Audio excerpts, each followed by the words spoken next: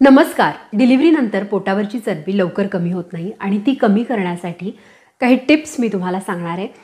मी तुम्हाला 3 प्रकारची पेय सांगणार आहे. पहिलं म्हणजे तुम्हाला दररोज रात्री जिरे भिजत घालायचे आणि जिऱ्याचं पाणी सकाळी उठल्यावर प्यायचं आहे. जिऱ्याचं पाणी जे आहे याच्यामुळे तुम्हाला दूध येण्यास मदत होते आणि पचन छान होतं. इतरही जिऱ्याच्या पाण्याचे फायदे तुम्हाला मिळतात. असं कोमट पाणी तुम्हाला सकाळ संध्याकाळ प्यायचं आहे. दुसऱ्या दिवशी तुम्ही ओव्याचं पाणी पिऊ शकता. सेम पद्धतीने तुम्ही ओव्याचं पाणी देखील बनवू शकता आणि दिवसभर किंवा सकाळी उठल्या उठल्या कोमट स्वरूपात हे पाणी तुम्हाला प्यायचंच आहे.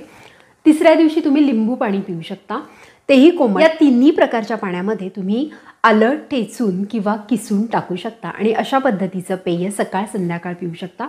यामुळे दूध वाढेल, डायजेशन छान होईल, स्किन छान होईल आणि इतरही बरेचसे फायदे तुम्हाला यामुळे मिळणार आहे. पोटावरची चरबी वितळण्यास मदत होणार आहे. दुसरी गोष्ट म्हणजे जेवणाच्या वेळा कटाक्षाने पाळा.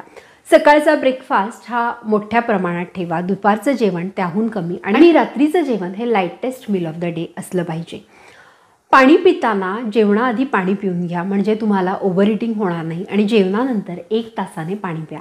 स्वतःला छान हायड्रेटेड ठेवा. शक्यतो सूर्यास्ताच्या आधी जेवण ग्रहण करण्याचा प्रयत्न करा.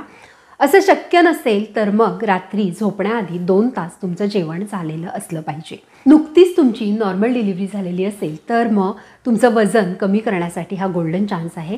मालिश तुम्ही करून घेत असाल, एपिजिओटॉमी स्टिचेस पूर्णपणे बरे झाले असतील तर मग तुम्ही पोटाची छान मालिश, रगडून मालिश करून घेऊ शकता.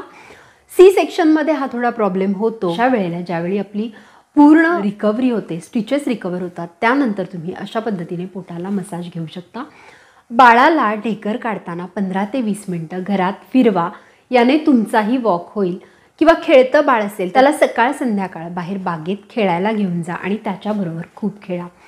मॉर्निंग वॉक करा, इव्हिनिंग वॉक करा. डिलिव्हरीनंतर दूध येण्याची जबाबदारी पण आपल्यावर असते, दुहेरी जबाबदारी असते, बाळाला फीड करायची. अशा वेळेला जो स्नॅक्स असतो, म्हणजे 11 वाजता किंवा दुपारी 4 वाजता बऱ्याच जणी चहा, बिस्किट, कॉफी अशा पद्धतीचा स्नॅक्स घेतात, तर तो टाळा आणि स्नॅक्सना फ्रूट्सने रिप्लेस करा. म्हणजेच काय, जर तुम्ही फ्रूट्स घेतले तर मायक्रोन्यूट्रियंट्स जातील, फ्रूट्समधील फायबर्स जातील आणि वजन कमी होईल, डायजेशन छान होईल आणि तुमचं न्यूट्रिशन, तुमचं नरिशमेंट देखील छान होईल. म्हणून मधले जे लाईट स्नॅक्स असतात त्याला तुम्ही फ्रूट्सने रिप्लेस करा.